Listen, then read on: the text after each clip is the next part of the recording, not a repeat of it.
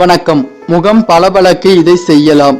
பச்சை பயிறு 250 கிராம், கடலை பருப்பு 250 கிராம், கஸ்தூரி மஞ்சள் 100 கிராம், பூலாங்கிழங்கு 250 கிராம், ஆவாரம் பூ அல்லது ரோஜா இதழ் 250 கிராம் ஆகியவற்றை வாங்கி ஆவாரம் பூ சுத்தம் செய்து காய வைத்து மற்ற பொருள்களோடு சீவக்காய் அரைக்கும் இயந்திரத்தில் போட்டு அரைத்து ஒரு டப்பாவில் போட்டு வைத்து கொண்டு தினசரி காலையும் மதியமும் மாலையும் இரவும் முகத்தில் தேய்த்து உடனே கழுவி விடலாம். முகம் பளபளத்து ஜொலிக்கும். எனவே மேலும் விவரங்களை தெரிந்து கொள்ள சப்ஸ்கிரைப் செய்க. நன்றி.